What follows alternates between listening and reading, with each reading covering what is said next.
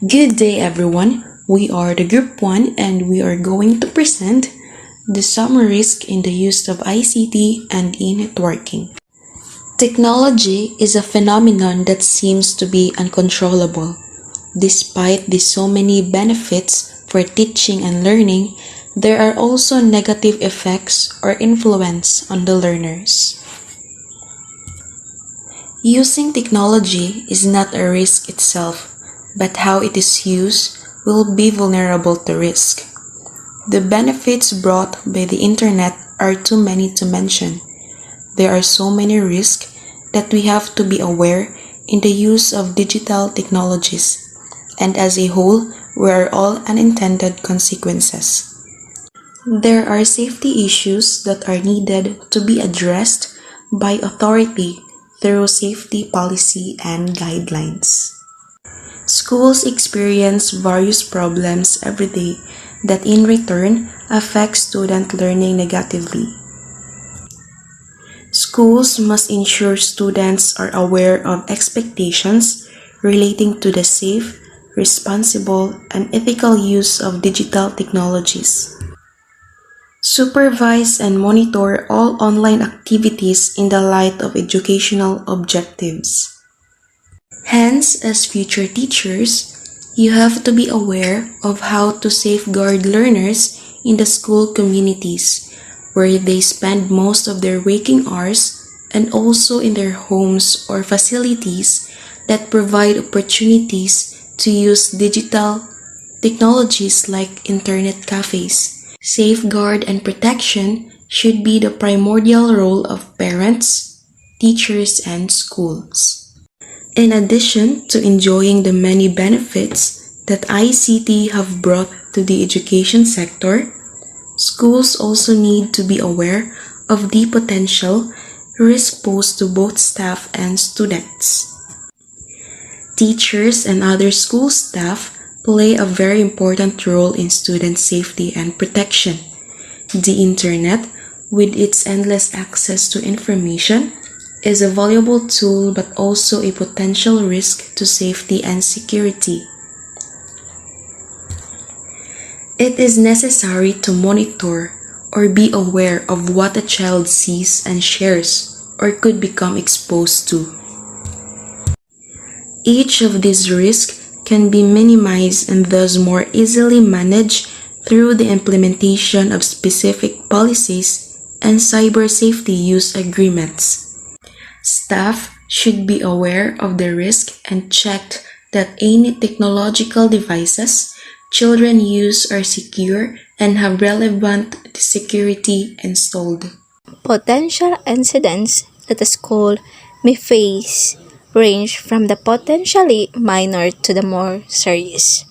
Examples of incidents of misuse include the unauthorized taking of photographs using a mobile phone or digital camera. Sharing other people's photos online could be considered sexual harassment, according to the Safe Space Act, a new law in the Philippines. The law prohibits catcalling, wolf whistling, and unwanted sexual advance, but also defines the prohibited acts online. Many thought that the safe space bill introduced by Senator Riza Hontiveros would lapse into law, but on July 15, 2019, President Duterte affixed his signature on the document, effectively making it a law. Apparently named Safe Spaces Act.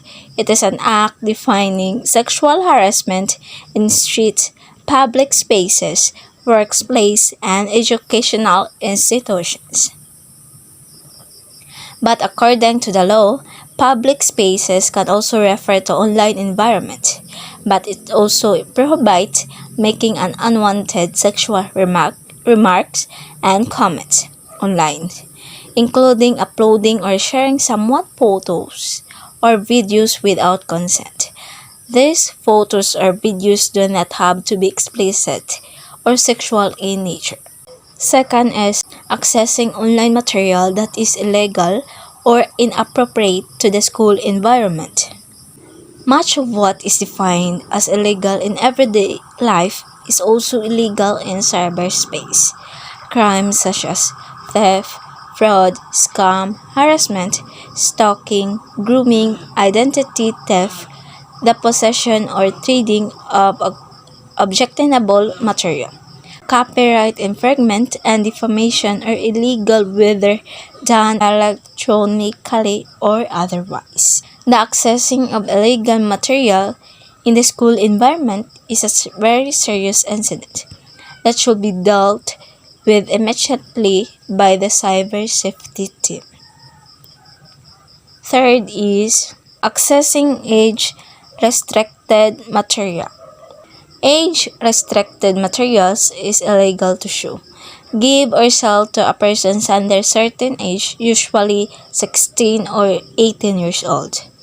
It is always inappropriate to access such materials in a school environment, regardless of the age of a person's doing so. Fourth is using ICT to facilitate cheating in an examination or plagiarism in an assessment. The three types of academic dishonesty impacted the most by technology are using information without proper referencing. Second, using unauthorized materials during a test. And third, having another person complete an assignment or using another student's assignment from a previous semester. Fifth is using ICT to harass others. Some new terms are virtual harassment and textual harassment. Virtual harassment can take many forms including sexting. That's when sexually explicit messages or photos are sent by phone, email, text, or social websites. Textual harassment involves sending intimidating, offensive, or inappropriate text messages. Last is hacking. Hacking is an individual who uses computer, networking, or other skills to overcome a technical problem. The term also may refer to anyone who uses their abilities to gain unauthorized access to systems or networks in order to commit crimes. There are so many risks that we have to be aware of in the use of digital technologies. This may include the following. First, exposure to inappropriate content including online pornography, extremism, or exposure to violence associated with racist language. And website that we use in today's generation has many contents. Some contents have racist words, or there are videos and pictures related to pornography. That content can harm children or can influence them to do that thing. The internet and eventually any communication technology will be part of children's life. This is what we have to accept, that we must block all the pornography sites, and controlling with whom our children communicate online or not very feasible option, as most teenagers can easily bypass basic filtering software, and keeping an eye on them all the time would further alienate children. We must teach or educate our children that kind of websites are not good and have a negative outcome. Second, lifestyle website like self-harm and suicidal site and hate site. Lifestyle website is important for our children, but we need to see first the content inside that website. If we finalize that the website is good content, then let them see the website. But there are other websites that can make them harm, not only website but some articles. There are websites that has content content suicidal and depression.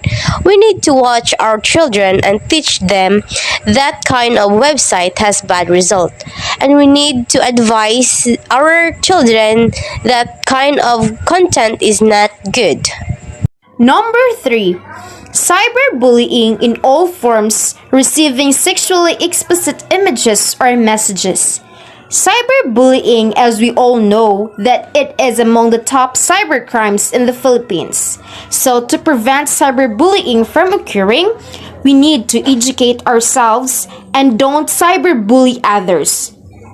Treat others how you would want to be treated. By being jerked to others online, you became part of the problem. You're better than that. Do not stoop to that level. Instead, aim higher and be an example to others. It matters a ton now and for your future. Number 4. Privacy issues including disclosure of personal information. This is one of the many risks that we have to be aware of in the use of the digital technologies. On the internet today, you may get nearly everything from entertainment to credit and financial services to products from all over the world. While the internet provides some privacy, there are more and more ways for your personal information to be hacked. So, to stay safe online, don't reply to emails, text messages, or pop-ups that ask for personal information.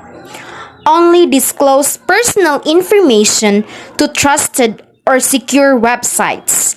And lastly, change your passwords regularly.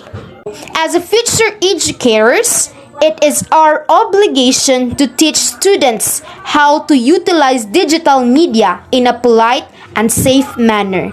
This includes assisting students in recognizing, responding to, and avoiding cyberbullying and staying safe online. Number 5. Health and well-being or amount of time spent online, internet gaming, and many more. Continuous use of gadgets leads to many reported health problems like eye strain, finger pain, backache, neck pain, and sleep disturbances. Depending on the amount of time spent on gadgets, like duration and frequency, there are adverse psychological, social, and emotional effects.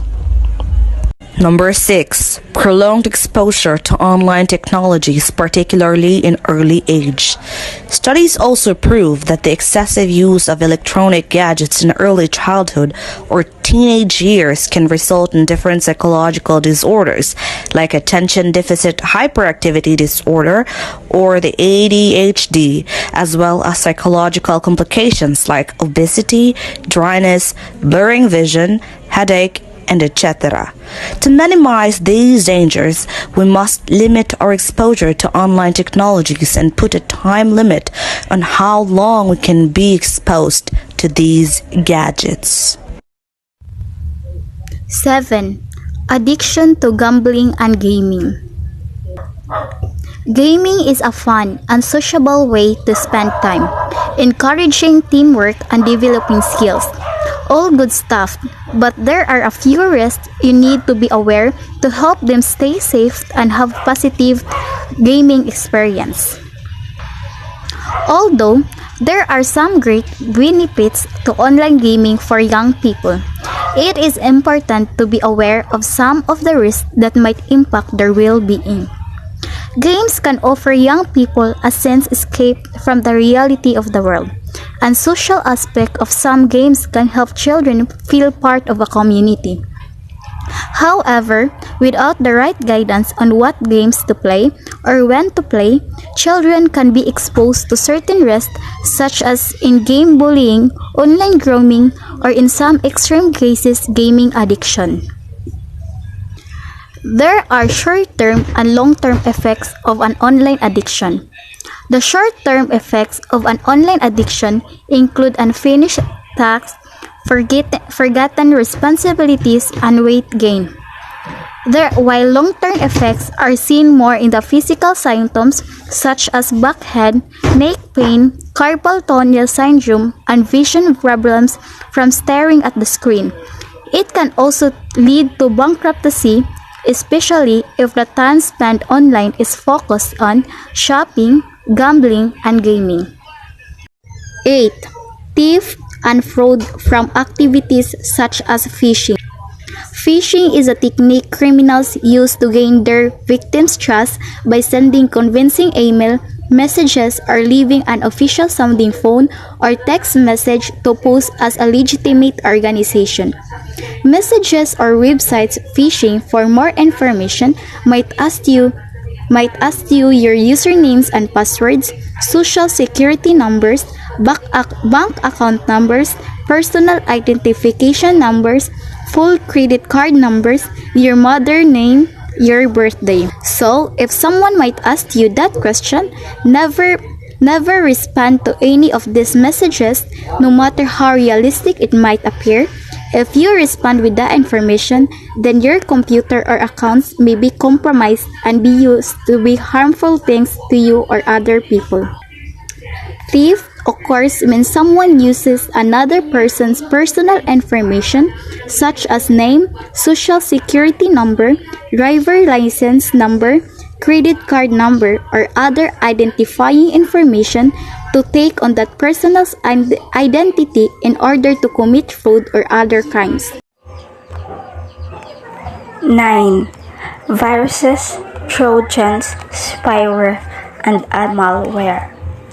A virus runs when the user launches an infected program or boots from an infected disk or USB drive.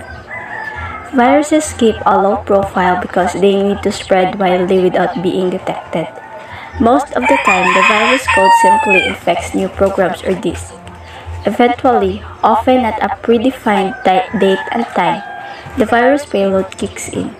Early virus payloads often involve mindless destruction or pointless showboating. These days, they're more likely to steal information or participate in a distributed denial of service attack against a major website. Trojans for short conceal malicious code within a seemingly useful application. The game utility or other application typically performs its stated task, but sooner or later, it does something harmful. This type of threat spreads when users or websites inadvertently share it with others. Trojans can be real money makers. Banking Trojans inject fake transactions to drain your online banking accounts. Other Trojans steal your personal data so their creators conceal it on the dark web. Spyware, not surprisingly, refers to software that spies on your computer and steals your passwords or other personal information. Spyware may also literally spy on you by peeking through your computer's webcam or listening in on conversations. Stalkerware, a spyware variation, takes over your phone and makes every aspect of your life available to whoever's stalking you. Many modern antivirus programs include components specifically designed for spyware protection. Malware is intrusive software that is designed to damage and destroy computers and computer systems. Malware is a contraction for malicious software. Examples of common malware include viruses, worms, Trojan viruses, spyware, adware, and ransomware. 10. Social pressure to maintain online networks via texting and social networking sites. Nowadays, most people are now focusing social networking sites. But the reality, they are pressure. Speaking about pressure, we call it social pressure. Mostly, young people experience anxiety, depression, and sleep deprivation because they feel the constant need to be available 24/7. It is showed that a constant need to be available online was making them feel tired, run down, and anxious as they struggle to keep in the loop with what was happening in the internet. The top reason for such stress is the pressure to do well at school, while other factors are finding a boyfriend and being popular at school or at social media. This has to say that it can lead to symptoms of stress-related illnesses, including insomnia, eating disorder, and depression.